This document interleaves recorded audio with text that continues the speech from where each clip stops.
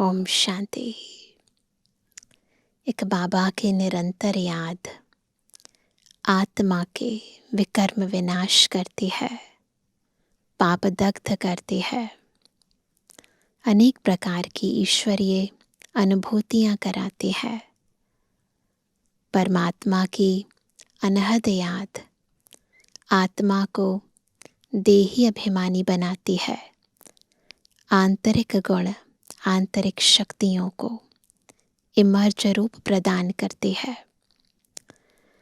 आत्मा के जन्म जन्मांतर के जो विकारों का संस्कार है, स्वभाव है, उसको भी समूल नाश करती है। आत्मा को हेल्दी बनाती है, वेल्दी बनाती है, सदाकाल के लिए हैप्पी बनाती है, विभिन्न प्रकार की उपलब्धियां कराती है, मनसा सेवा कराती है। परंतु इसी याद में माया बार बार विघ्न डालती है। आत्मा जाने अनजाने याद में ही गफलत करती है और इसीलिए याद से जितनी प्राप्ति होनी चाहिए, जैसी अनुभूति होनी चाहिए, वो आत्मा को नहीं हो पाती। इसलिए याद गहरी, महीन, एकाग्र होनी बहुत ज़रूरी है। और इसीलिए बाबा रोज़ हमें याद दिलाते हैं, स्मृति दिलाते हैं कि देह सहित देह के सब संबंधों को त्याग कर तब मुझे याद करो। तो जितना त्याग है उस अनुरूप भाग्य बनता है। अगर डिटैचमेंट कम है, न्यारापन कम है, तो परमात्मा प्यार का और उस प्यार से प्राप्त हुई उपलब्धियों का भी अनुभव कम हो जाता है। तो आज की मुरली भी कैसे हमें याद की यात्रा द्वारा कर्मातीत बनना है, विकर्म विनाश करने हैं, हमें गहराई से समझा रही है। सुनते हैं प्यारे बाबा के मधुर महावाक्य। आज है 15 जुलाई 2026। बाबा के महावाक्य हैं, मीठे बच्चे, योग बल से ही आत्मा की कट निकलेगी।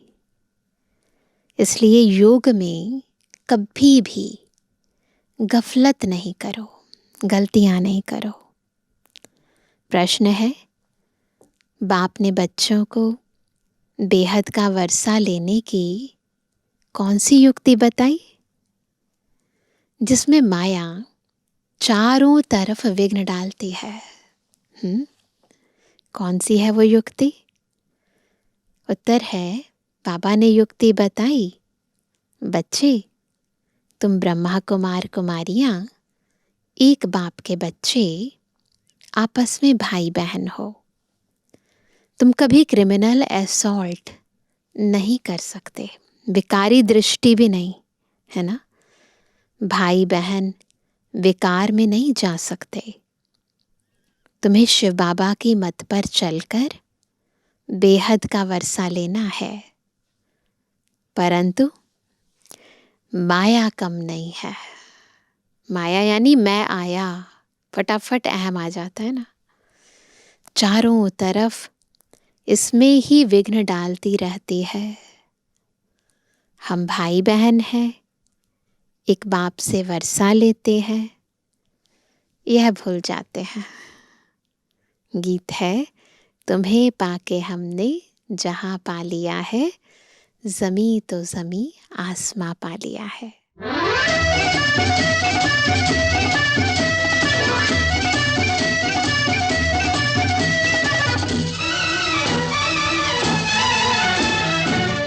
तुम्हें पाके हमने जहां पा लिया है, तुम्हें पाके हमने जहां पा लिया है, जमी तो जमी आसमां पा लिया है। तुम्हें पाके हमने जहां पा लिया है, तुम्हें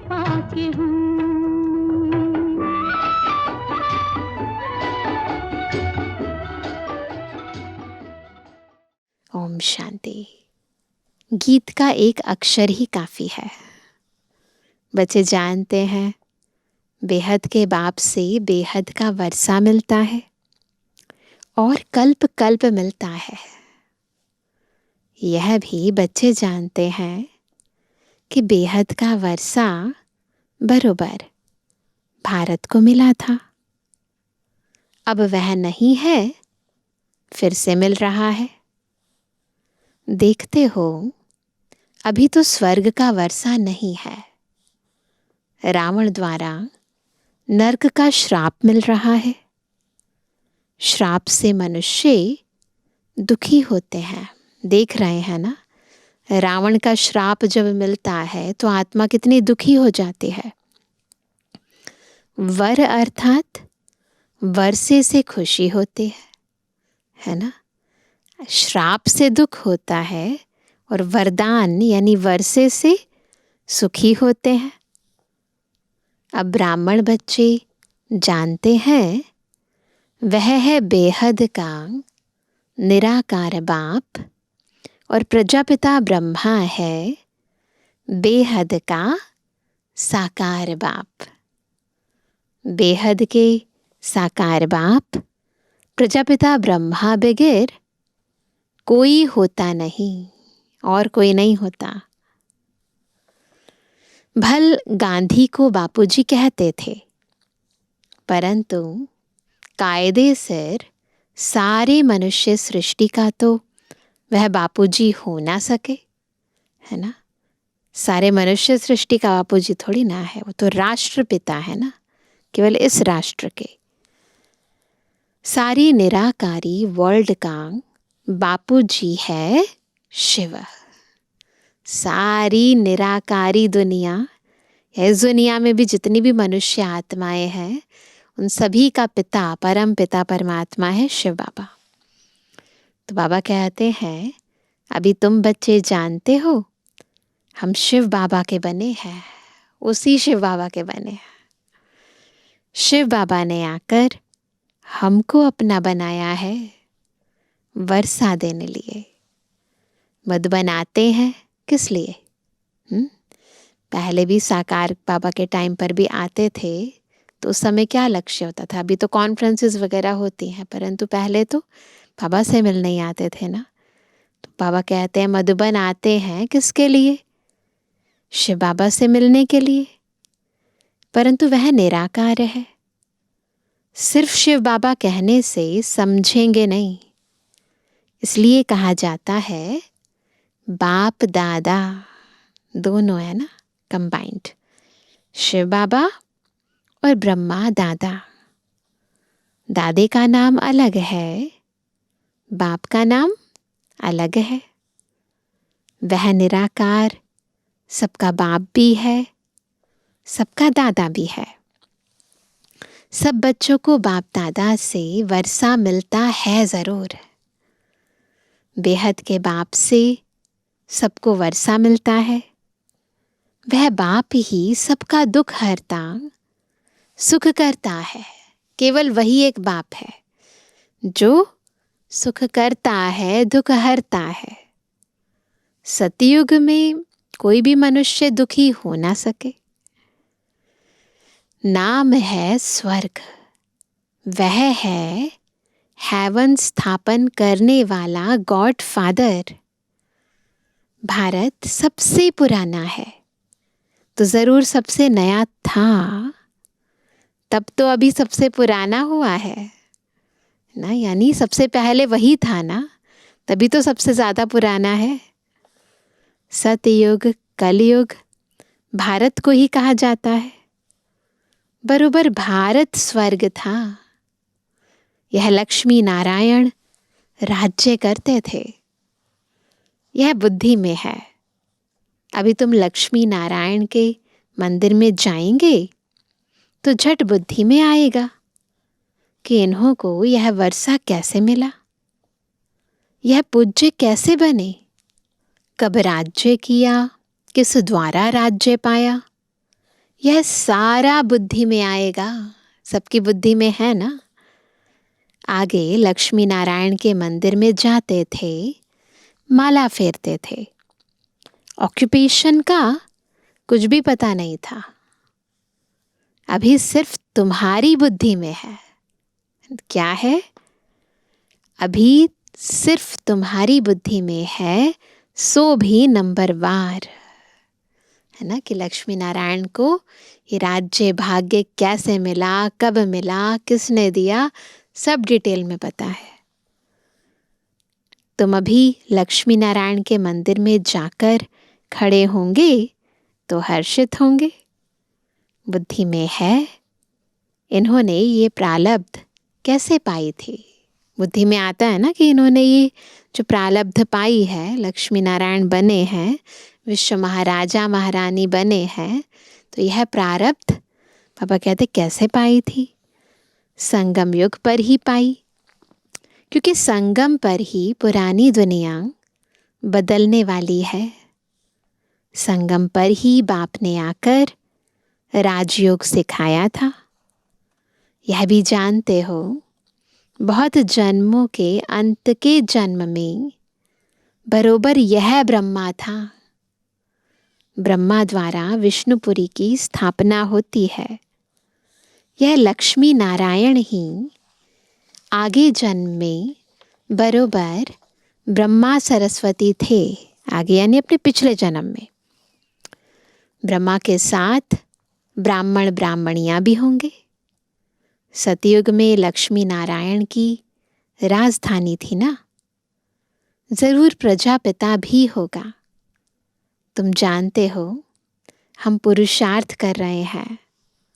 जिन्होंने कल्प पहले पुरुषार्थ किया है वह हम साक्षी हो देखते हैं। एक होता है राजाई घराना, दूसरा होता है प्रजा घराना। उसमें भी कोई बहुत साहूकार होते हैं, कोई कम। राजाओं में भी कोई बहुत साहूकार है ना, कोई कम साहूकार होते हैं। तुम लक्ष्मी नारायण के मंदिर में किसको भी समझा सकते हो कि इन्होंने यह राज्य कैसे पाया। अब फिर से वही अपना राज्य भाग्य ले रहे हैं। राजधानी स्थापन हो रही है। कितना सहज है। सेवा करने की विधि बता रहे हैं, कैसे सेवा करो। लक्ष्मी नारायण के टेम्पल में वहाँ जाकर पुजारी की, भक्तों की सेवा कर सकते हैं, ज्ञान सुना सकते हैं। तो बाबा कहते हैं कितना सहज है। अम्बा कौन है यह भी नहीं जानते। तुम कहेंगे यह तो जगत अम्बा है। कल्प पहले भी जगत अम्बा जगत पिता थे। उन्हों के बच्चे हम थे। संगम पर बाबा राजयोग सिखा रहे हैं। जगत अम्बा के बच्चे भी ढेर हैं, परंतु इतने सभी को तो बिठा नहीं सकते। अभी तुमको ज्ञान का तीसरा नेत्र मिला है। बाप ज्ञान का सागर है तो जरूर बच्चों को ज्ञान ही देंगे।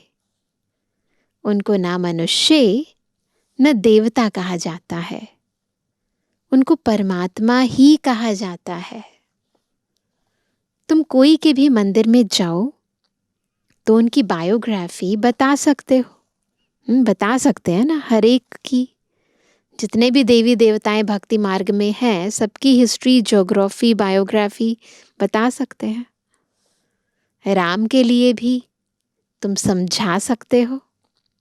चंद्रवंशी घराना अभी स्थापन हो रहा है। ब्रह्मा द्वारा ब्राह्मणों का भी धर्म स्थापन होता है। ब्रह्मा का नाम कितना बाला है। भक्ति में भी बाला है ना। ब्रह्मा द्वारा बाप ब्राह्मणों को रचते हैं। तुम ब्रह्मा कुमार कुमारियां होने से जानते हो, हम एक बाप के बच्चे आपस में भाई बहन हैं। फिर हम क्रिमिनल असॉल्ट कर नहीं सकते। भाई बहन विकार में जा नहीं सकते। बाप ने यह युक्ति रची है। ड्रामानुसार तुम भी ब्रह्मा कुमार, हम भी ब्रह्मा कुमारी। तो ये युक्ति है, पवित्र रहने की युक्ति है। वास्तव में सारी दुनिया बीके है ना। प्रजापिता ब्रह्मा बाबा के बच्चे हैं, क्योंकि ब्रह्मा बाबा है ग्रेट ग्रेट ग्रैंडफादर, है ना। तो बाबा कहते हैं परंतु जानते नहीं है, इसीलिए अलग अलग जो धर्म है उसमें भी यहाँ आदिदेव कहते हैं, वहाँ एडम कहते हैं, कहीं आदम कहते हैं। नाम तो है ना। हम शिव बाबा की मत से बेहद का वर्षा ले रहे हैं। माया भी कम नहीं है, चारों तरफ विघ्न डालती रहती है। हम भाई बहन हैं, एक बाप से वर्षा लेते हैं, यह भूल जाते हैं। यह तो अच्छी रीति समझते हो। सतयुग में एक ही धर्म रहता है, बाकी सब धर्म खत्म हो जाने हैं। यह भी बच्चे जानते हैं, यह कोई नई बात नहीं है। हर 5000 वर्ष बाद यह चक्र फिरता है। कल्प कल्प ये हुआ है। तिथि तारीख भी लिखी हुई है। यह भी बुद्धि में रहना चाहिए। हम शिव बाबा से इस युक्ति से वर्षा लेते हैं। ये तरीका है वर्षा लेने का, क्योंकि इस युक्ति से हम पवित्र बनते हैं। तो जितना आत्मा पवित्र बनती है, मनसा वाचा कर्मणा दृष्टि वृत्ति स्मृति से उस अनुरूप ज्ञान धारण होता है और उस अनुरूप वर्षा मिलता है। तो बाबा कहते हैं कि हम शिव बाबा से इस युक्ति से वर्षा लेते हैं। लक्ष्य तो मिला हुआ है ना, बाप को याद कर बाप से वर्षा लेना है। याद अर्थात योग बल से ही कट निकलेगी, इसमें कोई गफलत ना हो, इसलिए मुरलियां मिलती हैं। निश्चय बुद्धि पक्का है तो भल कहाँ भी चला जाए। समझो मुरली नहीं मिलती तो भी बुद्धि में तो है ना, हम बाबा का बन गया। बाबा ने समझाया है तुम्हारी आत्मा तमो प्रधान बनी है। अब तुम बाप को याद करो तो तमो प्रधान से सत्व प्रधान बनेंगे। यह महामंत्र एक बाप ही बतलाते हैं, और कोई बतला ना सके। बाप ही कहते हैं मीठे मीठे बच्चे, याद के बल से ही तुमको तमो प्रधान से सत्व प्रधान बनना है। यह अक्षर है, परंतु किसकी बुद्धि में नहीं आता। अब तुम समझते हो। बरोबर कल्प पहले भी बाबा ने यह अक्षर कहा था कि देह के सब धर्मों को छोड़ अपने को आत्मा समझो। यह सब देह के धर्म है ना। इस दुनिया में जितने भी धर्म हैं बॉडी के हैं। आत्मा जिस तन में प्रवेश होती है, उस तन का जो धर्म होता है वो अपना लिया जाता है। सबका बाप एक ही है। सब आत्माएं उस एक बाप को पुकारती हैं। पोप भी गॉड को याद करते हैं, कहते हैं ओ गॉड फादर रहम करो। इन मनुष्यों की क्रोधी बुद्धियों को पलटाओ तो यह आपस में लड़े नहीं। याद तो बाप को ही करेंगे ना, और कोई को याद नहीं करते। शिव बाबा को ही पुकारते हैं कि आकर पतितों को पावन बनाओ। पावन बनेंगे फिर तो इस छीछी रावण की दुनिया में रह नहीं सकेंगे। फिर जरूर नई दुनिया चाहिए। पवित्र बन गए फिर अपवित्र दुनिया में तो नहीं रह सकते ना, नई दुनिया चाहिए। कलयुग से बदल कर सतयुग तो होगा ही ना, है ना। ये तो नेचुरल है, प्रोसेस है। परंतु इतना भी नहीं समझते हैं। एक डॉक्टर आया था, अनुभव बता रहे बाबा, कहता था कलयुग तो कलयुग ही चलेगा। अरे सदैव कलयुग ही कैसे चलेगा? कलयुग कोई अच्छा है क्या? समझते थोड़े ही है, सिर्फ भावना है।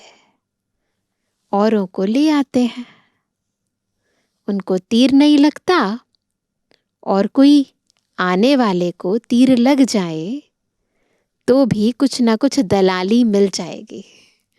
जो लाने वाले हैं उनको है ना निश्चय नहीं है, जिनको ले आते हैं उनको निश्चय बैठ जाता है, तो उस कारण उन्हें भी कमीशन मिल जाता है। देखो स्वर्ग में तो आ जाएंगे, बाप से थोड़ा भी आकर सुनते हैं तो भी स्वर्ग में जरूर चले जाएंगे।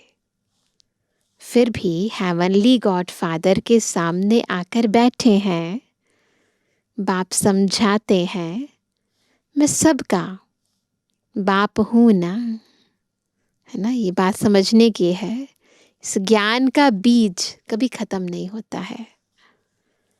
कोई मानते नहीं कि शिव बाबा कैसे आएगा। अरे आत्मा आ सकती है तो मैं क्यों नहीं आऊंगा? आत्मा एक शरीर छोड़ दूसरे में जा सकती तो मैं नहीं आ सकता हूं? वो तो सर्वशक्तिमान है, ऑलमाइटी अथॉरिटी। नहीं तो मैं कैसे आऊं? पुकारते भी हैं, हे पतित पावन, बाबा आकर पतित से पावन बनाओ। पुकारा ना कि आओ इस दुनिया में आओ। बाप कहते हैं मैं आता ही भारत में हूं, कल्प कल्प के संगम पर एक ही बार आता हूं। तुम जब 84 जन्म पूरे करते हो तो मैं आता हूं। तुम बच्चों को निश्चय है, सबको निश्चय है ना, बाबा आया है फिर से वर्षा देने। ले रहे हैं सभी। बाप कहते हैं मेरा धंधा ही है पुरानी दुनिया को बदल नई दुनिया स्थापन करना। इसलिए गाया हुआ है नई दुनिया की स्थापना, पुरानी दुनिया का विनाश, फिर तुम पालना करेंगे। रोशनी मिली है ना, ज्ञान मिल गया ना। काली का मंदिर देखेंगे तो समझेंगे यह झूठा चित्र है, समझ आ जाएगा ना। ऐसी तो मम्मा नहीं है ना। काली बरोबर जगदम्बा है, परंतु ऐसे भयानक रूप नहीं है। बंगाल में काली के आगे बलि चढ़ाते हैं, परंतु जानते कुछ नहीं। जगत अम्बा के मंदिर में लाखों आते हैं। जगदम्बा के मंदिर में, कलकत्ता में काली के मंदिर में भी इतने लोग आते हैं।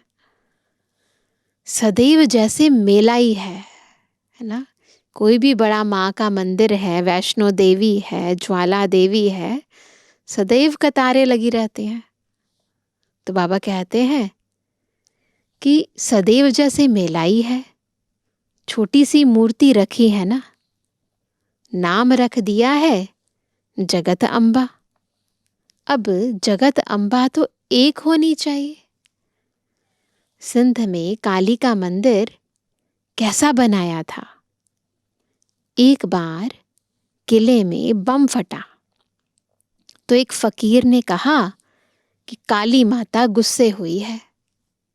बस उसने जाकर वहां काली का मंदिर बना दिया। ऐसे बन जाते, कई मंदिर बनते हैं ऐसे।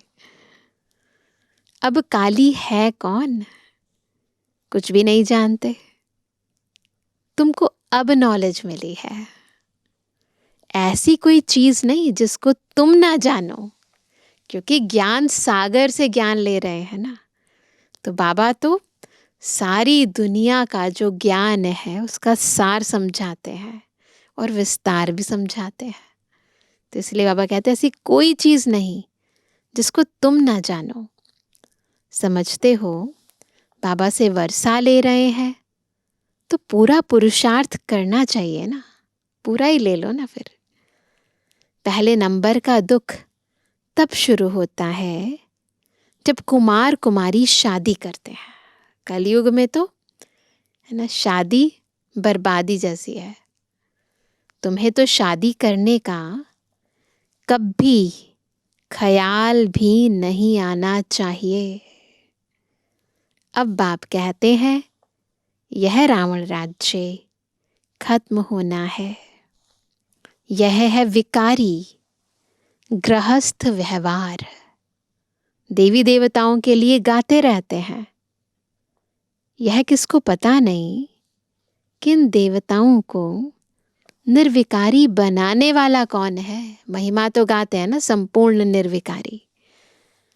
सतयुग है संपूर्ण निर्विकारी दुनिया।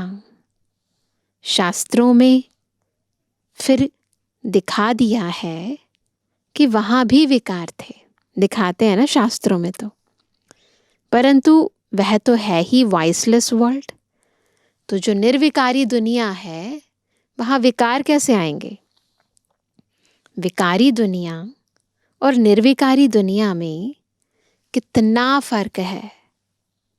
यह बातें और किसकी बुद्धि में नहीं है। तुम जानते हो इन लक्ष्मी नारायण का जब राज्य था तो कितने थोड़े मनुष्य थे।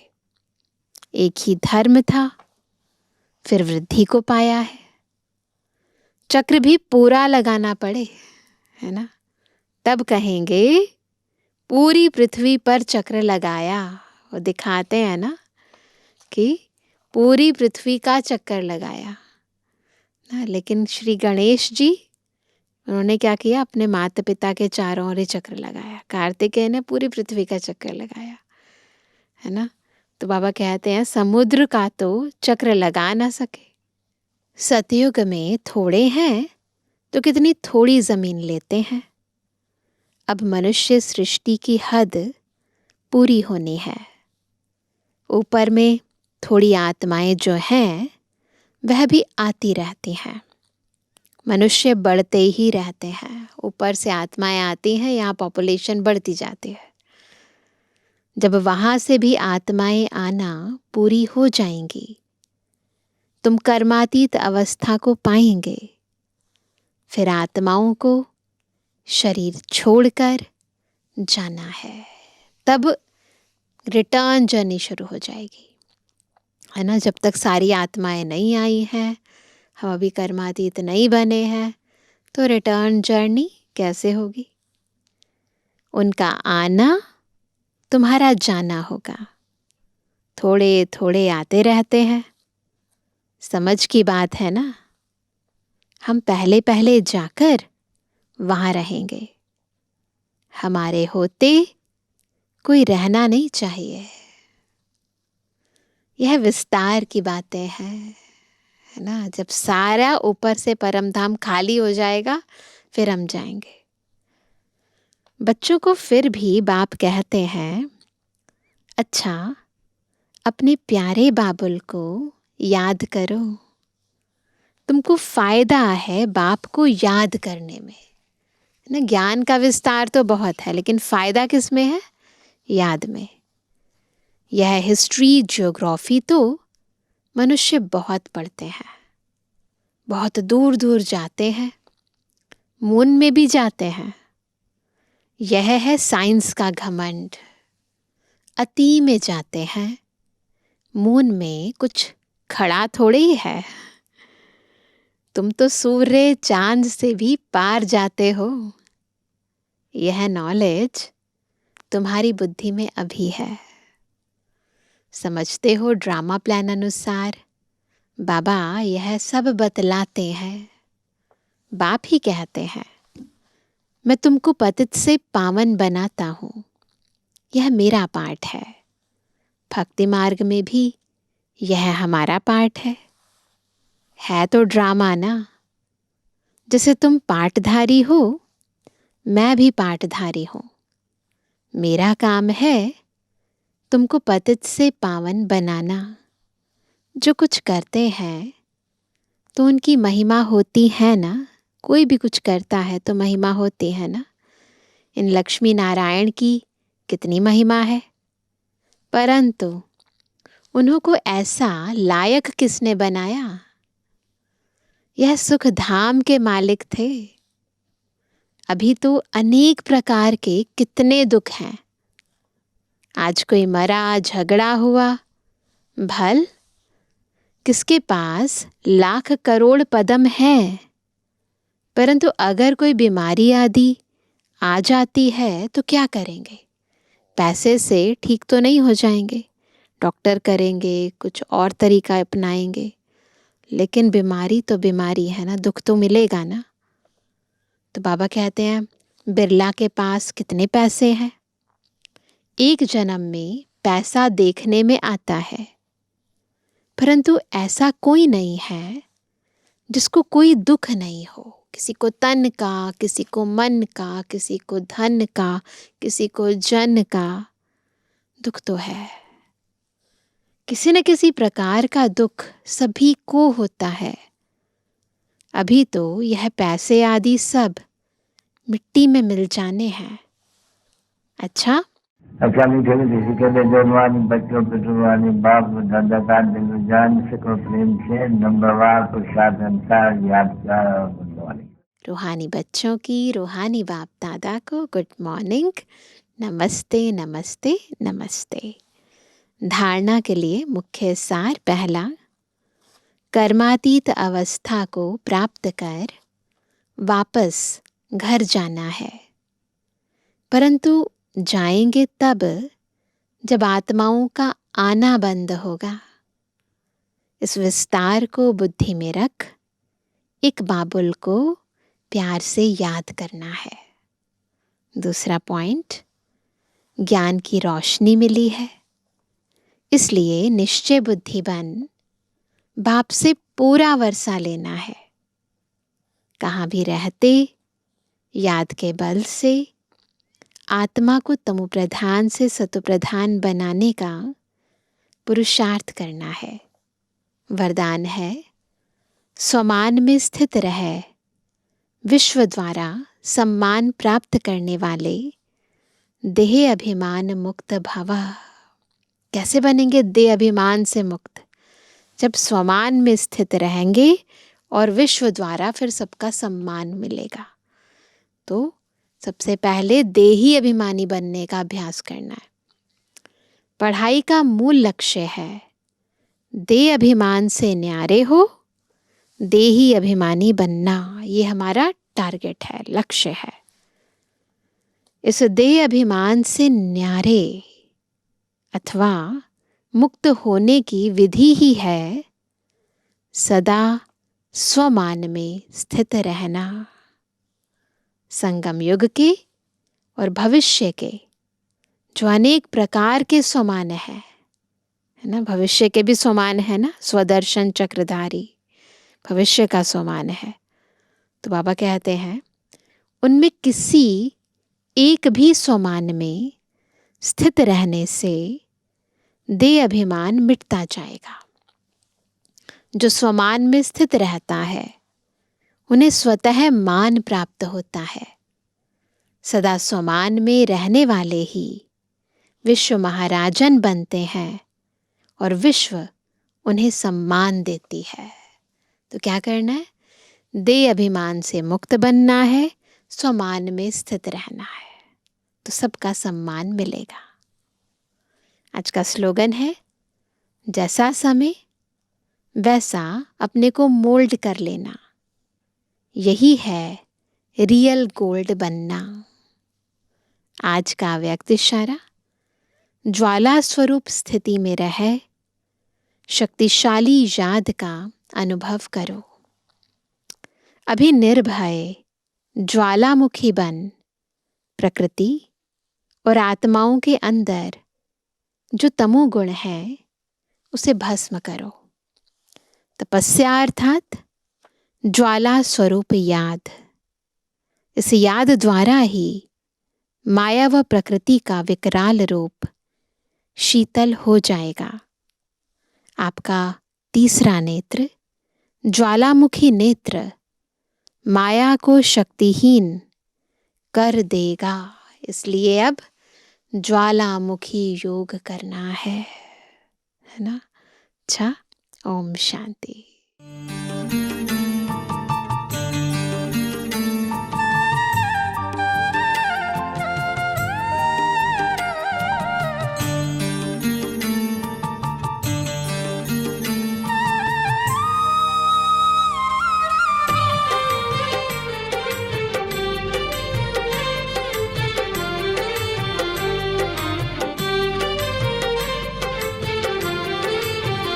शुभ कर्म में न देरी करो, सांसों का भरोसा नहीं। शुभ कर्म में न देरी करो, सांसों का भरोसा नहीं।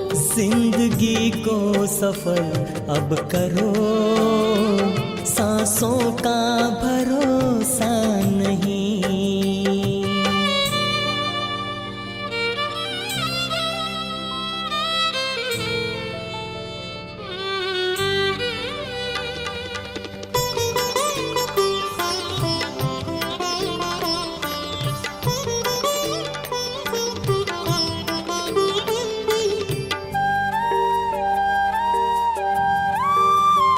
मान भगवान को मानते हो, मगर खुद से पूछो क्या भगवान की मानते।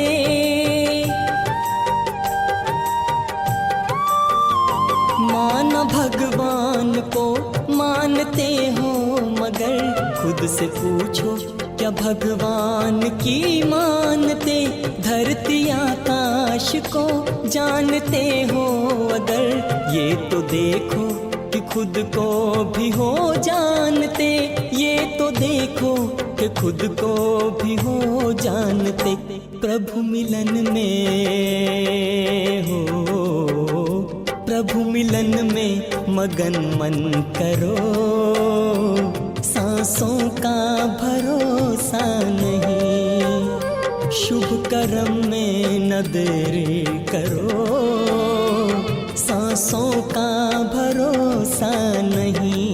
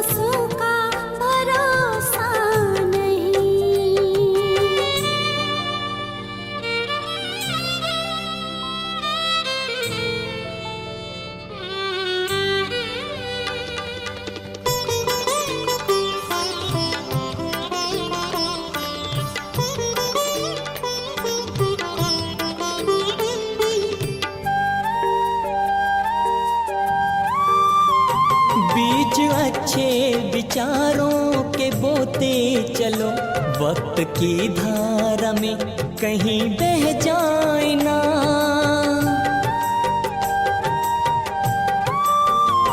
बीज अच्छे विचारों के बोते चलो, वक्त की धारा में कहीं बह जाए ना।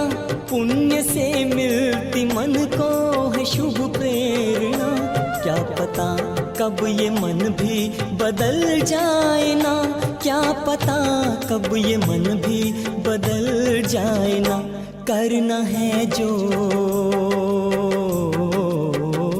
करना है जो अभी ही करो, सांसों का भरोसा नहीं, शुभ कर्म में न देरी करो, सांसों का भरोसा नहीं। जिंदगी को सफल अब करो, सांसों का भरोसा नहीं। सांसों का